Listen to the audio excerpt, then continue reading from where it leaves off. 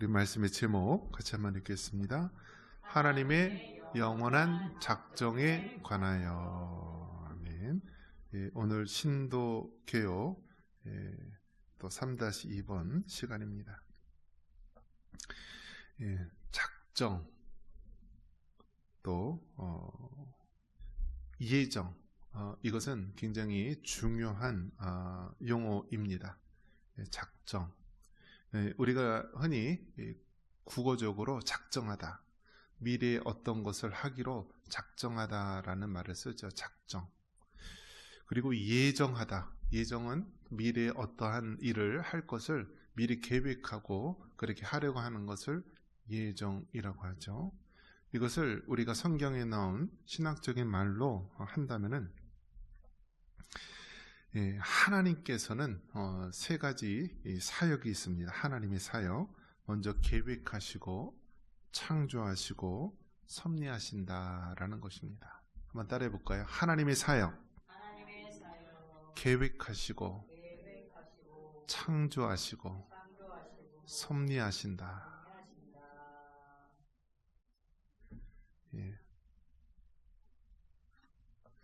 그래서 우리가 하나님에 대해서 이야기할 때 우리가 믿는 하나님은 성부, 성자, 성령, 삼위일체 하나님, 이것을 영어로는 트리니티라고 하는 것이죠. 자, 특별히 이 성부 하나님께서는 이 창조에 대해서 주도적 역할을 하셨고, 성자 예수님, 성령 하나님도 함께 참여하셨습니다. 성자 예수님께서는 2000년 전 이 땅에 오셔서 십자의 죽으심으로 구원을 이루셨고요, 성부 하나님과 성령 하나님도 함께 참여하셨습니다. 마지막 때에 또 성자 예수님께서 진리로 이 땅을 심판하실 것이고, 성부 하나님과 성령 하나님도 함께 동참을 하게 될 것입니다. 그 성령 하나님께서 우리 각 사람의 구원을 이루시고 또 교회의 교회됨을 또 이루시는 분이십니다. 이렇게 성부, 성자, 성령 하나님은 서로 각자 자신의 사역과 또 서로 삼위 하나님께서 협력하여서 하나님의 거룩한 일들을 이루어 나가십니다. 특별히 성부 하나님의 사역에 있어서 이 성부 하나님께서는 계획하신다라는 거예요. 계획하신다. 이 계획을 우리가 두 가지 말로 말할 수 있는데, 그것이 바로 작정과 예정이라는 사실입니다. 하나님은 모든 것을 계획하시고요, 또 하나님은 또 창조를 주도적으로 이루셨고요, 또 하나님은 섭리하시는 하나님. 이 섭리라는 말은 프로비전, 앞으로 미래에 있을 일을 미리 내다보고 일하시는 것을 섭리라고 하는 것입니다. 그래서 하나님의 사역은 계획하시고 창조하시며 섭리하신다.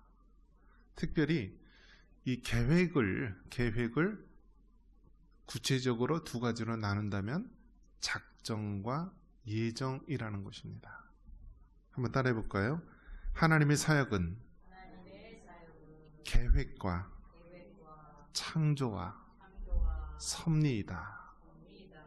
하나님의 계획은, 따라해 보세요. 하나님의 계획은 작정과 예정으로 되어 있다. 그러니까 여러분, 이게 굉장히 신비한 것입니다. 신비한 것이에요. 우리가 하나님을 이해하고 하나님을 알아가는 데 있어서 어떻게 알 수 있느냐? 성경이 말씀해 주신 것에 의해서 알 수가 있는 것입니다. 그러니까 우리가 하나님의 계획을 얘기하고 이 계획은 작정과 예정이 있다라고 하는 것은 우리가 만들어낸 말이 아니라 성경에 있는 내용을 이야기해 주고 있는 것입니다. 자, 그러면 이 하나님께서는 모든 것이 하나님의 계획 속에서 이루어지는데, 이 계획을 구체적으로 두 가지로 나눈다면 작정과 예정이 있다라는 거예요. 이 작정이라는 것은 일반적인 모든 것들, 이것들을 이야기할 때 작정이라고 하고요, 예정은 무엇이냐면 특별 계획으로서 구원과 관련된 것을 예정이라고 하는 것입니다.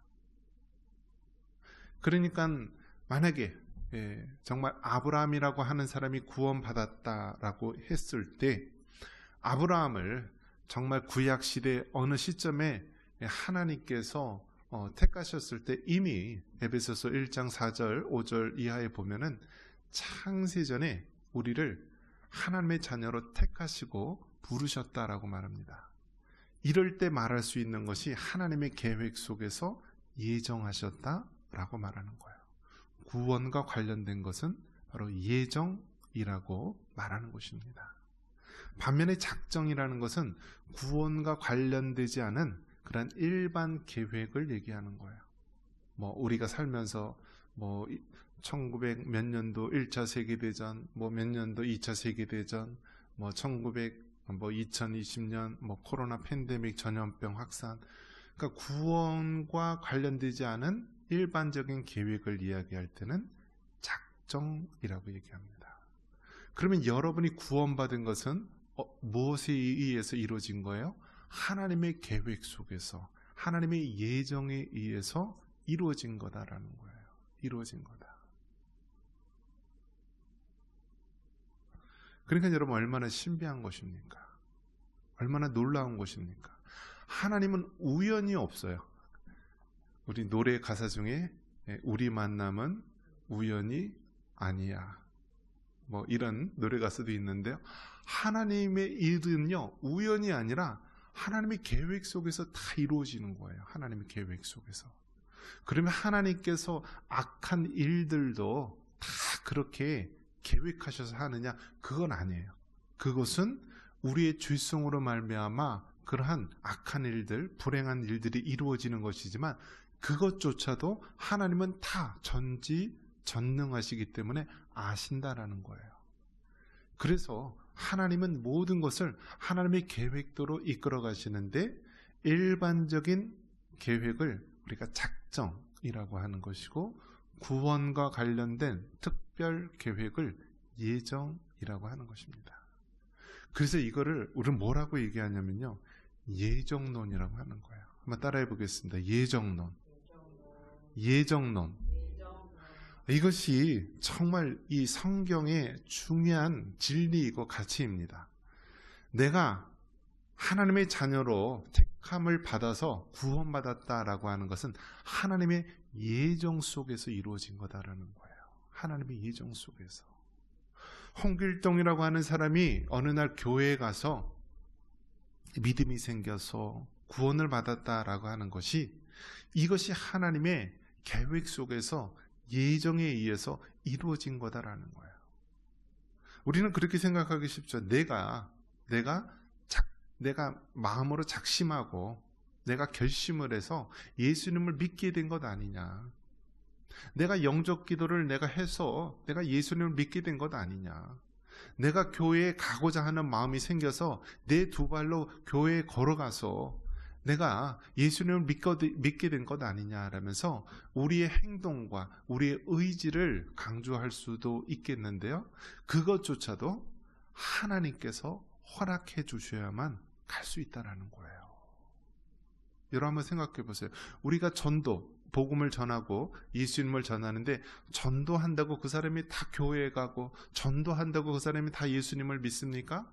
아니에요. 때가 참에 하나님께서 계획하신 대로, 예정하신 대로 그 영혼이 때가 되면 예수님을 믿게 되고 때가 되면 교회로 나오게 되는 것이고 때가 되면 하나님 앞에 회개하며 하나님께 정말 자녀로서 고백을 할 수 있게 되는 것입니다. 이것이 바로 구원과 관련된 하나님의 특별 계획을 예정론이라고 하는 것입니다. 그래서 여러분, 우리가 믿는 예수님 신앙, 이 신앙 중에서 하나님이 창세전에 우리를 택하여 하나님의 자녀로 삼아주셨다는 이 진리가 얼마나 귀하고 소중한 것인지 모릅니다. 이것이 만약에 흔들리게 되면요, 구원의 확신이 사라지게 되는 거예요. 여러분 생각해 보십시오. 만약 내 의지로 우리가 하나님을, 예수님을 믿겠다고 해서 믿어서 구원을 받았다라고 한다면 그 구원은 얼마나 불완전한 것입니까? 왜요? 우리 자신이 불완전한 자고요. 우리 자신의 생각이 들쑥날쑥 바뀌고 변질되고 변화되잖아요. 하지만 하나님의 계획은 영원전서부터 우리를 하나님의 자녀로 예정하셨고 부르셨기 때문에 이것은 변함이 없는 거예요. 사람은 변하지만 하나님은 변하지 않는 거예요. 사람은 틀릴 수 있지만 우리 하나님은 틀리지 않는 거예요. 그렇기 때문에 구원과 관련된 하나님께서 우리를 예정하셔서 자녀가 되었다라고 하는 이 사실은요, 우리 구원의 진리에 있어서 굉장히 중요한 부분입니다. 그래서 이 구원과 관련된 하나님의 특별한 계획을 우리가 예정이라고 하고요. 이 예정은 바로 두 가지가 있는 것입니다. 한번 따라해 보겠습니다. 선택, 유기. 선택은 하나님의 자녀로 택함 받은 것을 선택이라고 하고요. 유기는요, 하나님께 택함을 받지 못한 것, 즉 버림받은 자를 유기라고 하는 것입니다. 그래서 여러분, 이것이 우리 기독교 진리에 있어서 얼마나 큰 확신이 되는지 모릅니다. 그래서 하나님께서 한번 하나님의 자녀로 택함 받은 자는 하나님께서 마침내 반드시 구원할 것이요, 반면에 하나님의 택함을 받지 못한 자는 늘 그 문 앞까지 왔다 갔다 하지만 가룟 유다와 같이 결국은 구원을 받지 못하게 되는 거예요. 그렇기 때문에 우리가 선택받은 하나님의 자녀, 이것은 얼마나 큰 축복이고 감사인지 모르는 것입니다. 이처럼 여러분, 예정이라는 사실, 이것은 성경에 나와 있는 진리고, 이것을 가장 체계적으로 외친 사람이 바로 종교 개혁을 완성했던 존 칼빈입니다. 우리가 이제 다른 말로 한다면 장 깔뱅이라고 이야기하는데요. 존 칼빈은요, 마치 어떤 건물의 뼈대를 완성해서요 세운 사람과 같은 것입니다. 이미 종교개혁이 1517년 마틴 루터 있기 전에, 이미 그 전에 존 위클리프라든지 얀 후스라든지 많은 미리 선조되는 종교개혁가들이 있었지만 그들의 때는 아직 이르지 않았습니다. 그래서 존 위클리프는 영어로 성경을 번역하고, 얀 후스, 체코에 있는 얀 후스는 성경의 진리를 외치다가 결국 화형을 당하여서 죽음을 맞이하게 되죠. 그러면서 100년 후에는 정말 하나님의 사람이 나타나서 진리를 바르게 외칠 것이다 라고 했는데, 얀 후스가 이렇게 외치다가, 진리를 외치다가 100년 후에 바로 마틴 루터가 나타나게 됩니다. 근데 마틴 루터는요, 신분 자체가 뭐냐면 로만 카톨릭의 신부였어요. 신부. 그렇기 때문에 이 마틴 루터는 사실 종교개혁을 하겠다라는 의지로 했다기보다는 그 당시에 잘못된 그런 신앙의 모습을 보고요, 이를 비판한 95개 조항을 비텐베르그 성당, 독일의 비텐베르그 성당에 붙여놓았는데, 이것이 바로 도화선이 되어서 종교개혁에 불길이 타오르게 되죠. 그로부터 마틴 루터가 태어난 이후 한 25년 이후에 프랑스의 존 칼빈이 나타나게 된 것입니다. 그래서 존 칼빈은 프랑스에서 종교개혁, 성경의 진리대로 전하려 했지만 실패를 하고 말아요. 그래서 도망자가 되어서 스위스 제네바에 가게 되고요, 그것에서 바로 기독교 강요를 저술하게 되면서 종교개혁의 이 전체 이 틀을 완성하게 되는 것입니다. 이 존 칼빈이 강조했던 것이 무엇이냐? 바로 이 예정론이라는 사실입니다. 그래서 오늘날 개혁교회는요, 이 예정론, 정말 하나님께서 창세전에 우리를 하나님의 자녀로 택하셨다라고 하는 이 예정론이 중요한 가치를 가지고 있다는 사실입니다. 그래서 이후에 선진들, 종교개혁의 선진들이 이루지 못한 것, 심지어는 마틴 루터까지도 이루지 못한 그러한 부분들을 바로 존 칼빈의 기독교 강요에 의해서 바로 이 종교개혁의 이 뼈대를 완성하게 되고 복음의 진리를 완성했는데, 그 중심의 그 가치가 바로 이 예정론, 구원에 있어서 하나님이 우리를 택하여 자녀로 삼으셨다는 이 예정론이라는 사실입니다. 말씀을 믿습니다. 여러분, 하나님의 계획은 실수가 없고 실패도 없습니다. 우리가 하나님의 자녀로 된 것은 이미 창세전에 우리를 하나님의 자녀로 택하셨기 때문입니다. 이것을 바로 우리는 예정이라고 말하는 것입니다. 하나님의 예정 속에서 택함을 받은 자를 선택되었다라고 말하지만, 반면에 택함받지 못한 자들은 유기되었다고 말하는 것입니다. 그렇기 때문에 우리는 주님 오실 날까지 이 땅에 예수님의 복음을 전해서 택함받은 많은 믿음의 백성들이 하나님께 나올 수 있도록 우리는 더 복음에 힘쓰고 말씀대로 순종하며 살아야 됩니다.